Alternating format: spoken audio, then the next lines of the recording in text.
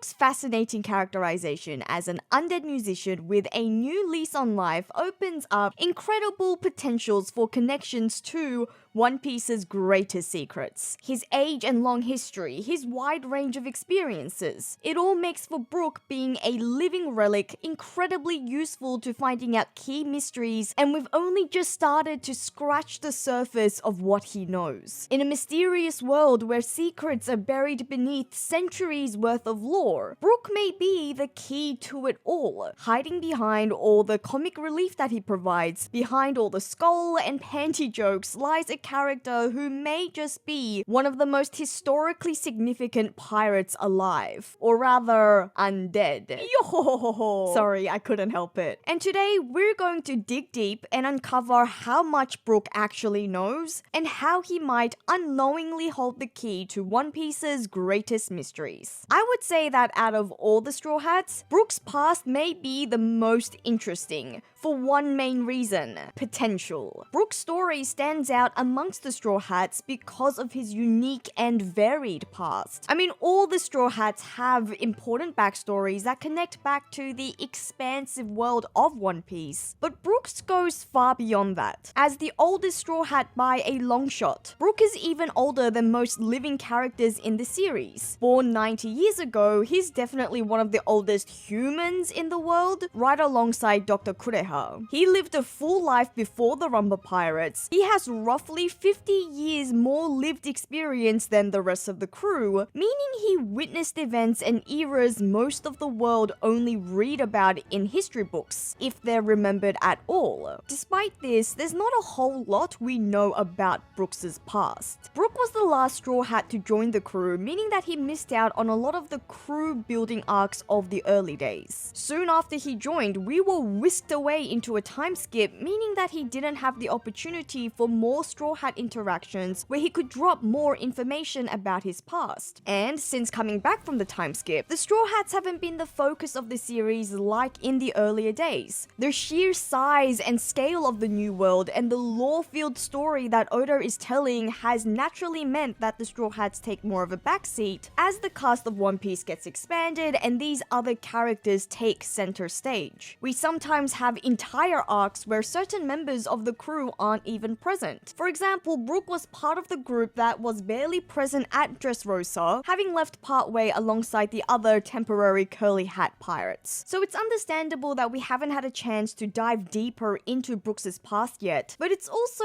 just hit me. Perhaps that's by design. Oda has intentionally kept Brooks' history hidden for a reason. There's a reason why we've only seen parts of his backstory, and not his full past, despite the fact that it seems like Brook has had a rich and eventful life before joining the Rumba Pirates. Why even the dates and timeline of his history remain extremely vague. It's because Brooks' past intersects with so many important periods from recent One Piece history that Oda wants to keep hidden for the time being. So let's quickly go through what we know about Brooks' history, but before we do, if you enjoy discussing One Piece's greatest secrets, then make sure to subscribe to this channel so you don't miss out on more One Piece discussions. I'd really appreciate your support. Okay, let's get into Brooks' timeline. According to SBS Volume 69, Brook was born 90 years ago in the West Blue. We don't know much about Brooks' younger days, but we are told that he was once a leader of a battle convoy of a certain kingdom, and that this happened before he joined the Rumba Pirates, meaning that it had to have been at least more than 52 years ago. And the fact that Oda has kept this detail fairly vague, I dare say, is because the kingdom that Brook served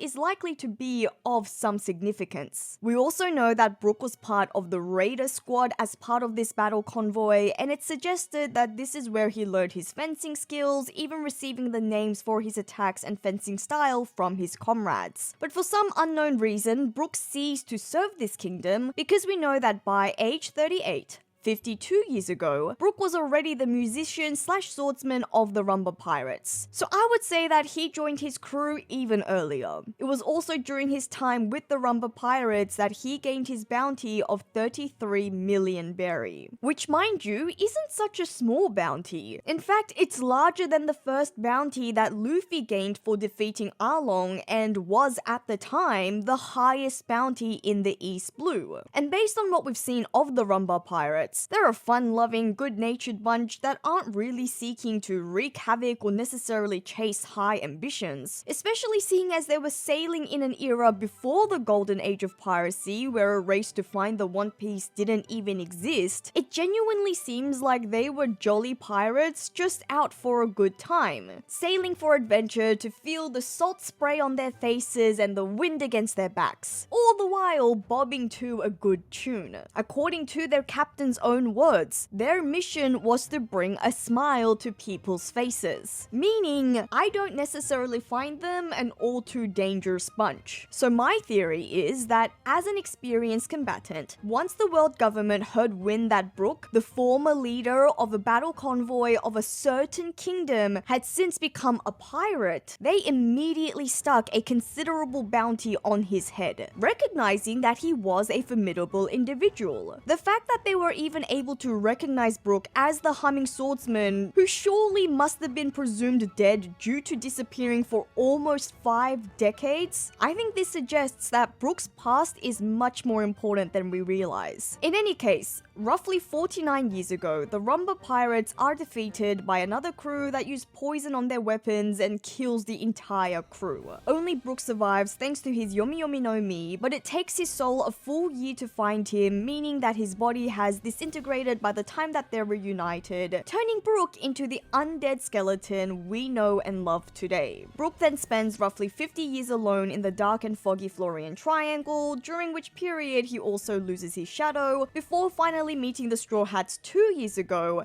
and joining the motley pirate crew. And the rest, I'm sure I don't need to fill you in. What's of importance is that although Brook is 90 years old in age, he's also spent over half that time disconnected from the rest of the world. From when he was around ages 40 to 88, he barely saw anyone, I guess aside from Hogback, Yuma, and some of the other Thriller Bark underlings. And this also means that Brook was essentially unaware of all the big events that were occurring during that very important period. All those things that occurred between 49 to 2 years ago. Things like the God Valley incident, the uncovery of the One Piece, the birth of the Pirate King, the great era of piracy, the O'Hara incident, and so on and so forth, all major events. Which is why when the rest of the crew recognizes the name Goldie Roger, the late Pirate King, Brook only vaguely remembers a rookie by that name. He missed the period when Roger shot to infamy.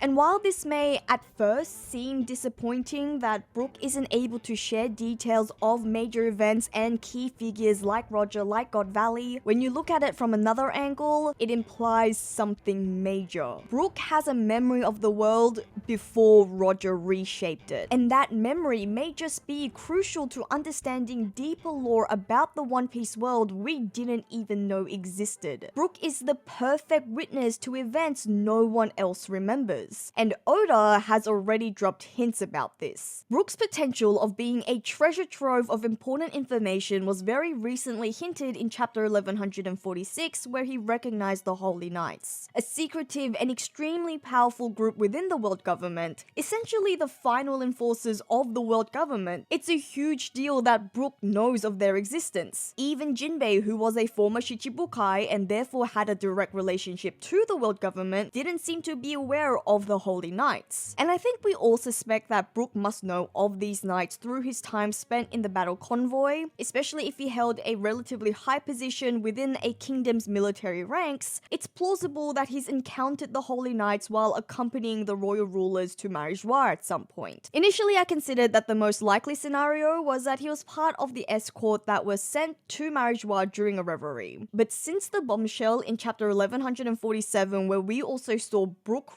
recognize Gunko specifically, I've also had some other ideas. If you've watched my breakdown on chapter 1147, you'll know that I have 3 leading theories as to how Brook and Gunko may know each other. 1, that Gunko is a fan that met the Soul King. 2, Brook saw Gunko, the Holy Knight, during one of his visits to the Holy Land while serving in the battle convoy. And 3, that these two were previously nakama of the same Rumba Pirates crew. And I'd highly recommend you to go watch that video for a more in-depth look into each of these speculations. But what I only touched on very briefly was the possibility that Brook and Gunko were actually comrades together in that previous unnamed kingdom that Brook served. Whereas now, I want to unpack that idea a little further. What if Gunko was also part of that same kingdom's military? Based on Brooks' dialogue about his former kingdom, he seems to hold a lot of fond memories and respect for his comrades. He seems quite upset at his shadow-holding Yuma for disrespecting his attacks that his comrades named for him.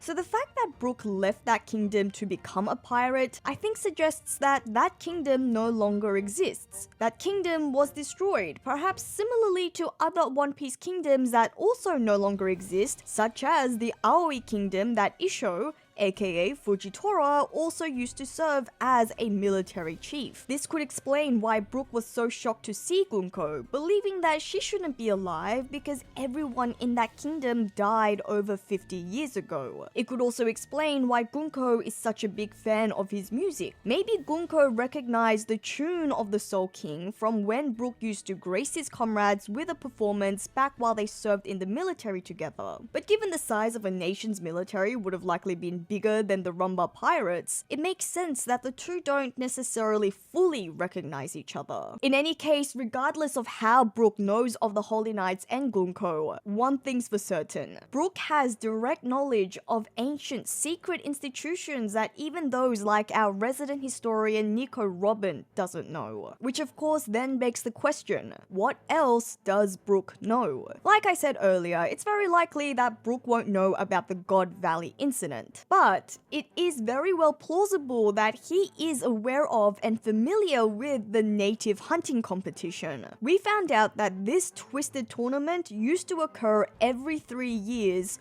although it's not confirmed when the tradition started. But it is possible, perhaps even likely, that it was occurring during Brooks' lifetime before he got stuck in the Florian Triangle. A possibility is even that Brooks' former kingdom was eradicated by this very hunt if it was a kingdom that wasn't affiliated with the world government. And then this could go back to my earlier theory about Gunko and Brook serving in the same kingdom, because if their former kingdom was the location of a native hunting game, this could mean that whereas the rest of their comrades fell and were killed, maybe Gunko was specifically chosen to serve as a Holy Knights member after proving her special combat prowess. Whereas Brook found a way to escape, later finding a new home in the Rumba Pirates. This could also explain how Brook is aware of the Holy Knights, because he witnessed them terrorizing his home country, and why he's in such disbelief at seeing Gunko because he believes that all of his former comrades should be dead. I mean, could you imagine if Brooks' home kingdom was actually the first place where these sick games took place? If Gunko and Brooks' history could actually be explained in this way, how crazy would it be? Definitely a potential redemption for Gunko if we find out about the sort of tragic past and the brainwashing that she's had to endure. If we think about other more obvious possibilities that Brook may be aware of, these include Kong, whose age we don't know, but he may fit the timeline given he was the fleet admiral before Sengoku, as well as Dr. Kureha as the only human known to be older than Brook at 141 years old. And Kureha definitely seems like someone who has important ties to One Piece lore. Brook may even be aware of Rock's Zebek even if he isn't aware of the Rock's Pirates. Because we know that the Rock's Pirates came into prominence roughly 40 years ago, this means this did happen during Brooks' period of solitude, but it's still possible that Rox himself was making big names for himself while the Rumba Pirates were still around. After all, Rox was a very infamous pirate, and surely if Brooks is aware of Roger as the rookie, Rox was probably already a little more established by that stage. And if Brook Brook is aware of the Holy Knights, maybe this also means he's aware of or has even seen Figureland Garling. The fact that Brook recognizes Gunko despite her looking much younger than him, that suggests that Gunko has been made immortal or at least has had her aging slowed down like the Gorosei,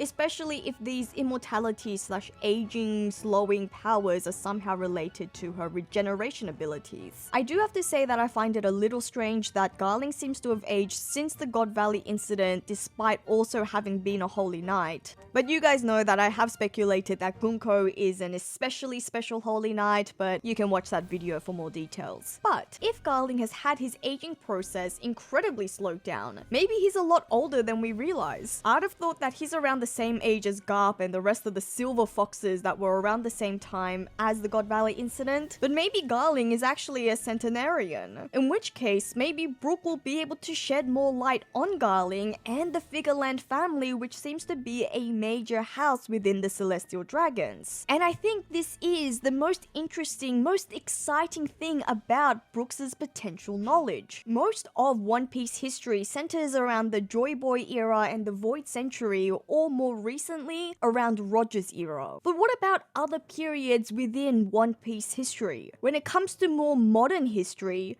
surely Roger and his contemporaries aren't the only major important figures. For one, it's clear that even before Roger, even before Rocks, the tradition of piracy and the will of D has carried on. There must have been those who continued to pass down the infamous straw hat. Someone had to inspire Roger in the same way that Roger inspired Shanks and Shanks Luffy. By the way, I have also made a video on that, so I would recommend you go check that out as well. And we also know that around 100 years ago, the Cypher Pole operations were in full swing, meaning that the world government was still finding it necessary to have secret agents to thwart operations that could potentially pose threats. Ohara is a nation of proud scholarly tradition that dates back millennia. I'm sure that long before Clover, long before Olvia, the group of archaeologists that we know of, there had been scholars who had been keeping that flame, that tradition alive for centuries. All of which is to say that things were still happening. Things were still brewing even before Roger, even before Rocks. And Brook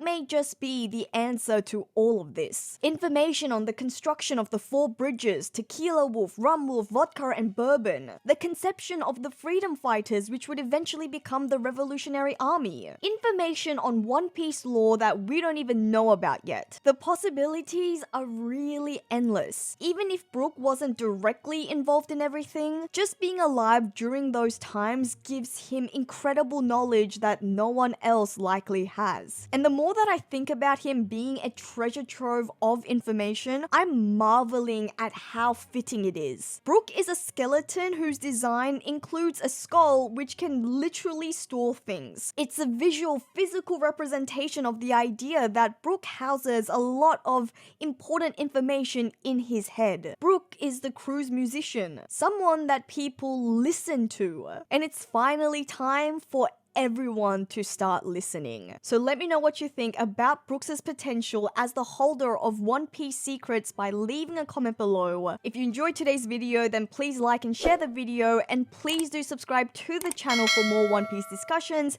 and also so that you can help out a fellow One Piece fan get to 100,000 subscribers. I'd really appreciate your help. If you'd like to support the channel further, you can also be like these wonderful people and become a Patreon or channel member. But as always, thank you for listening to another one of my ramblings. This is JoyGirl, and I'll see you again soon.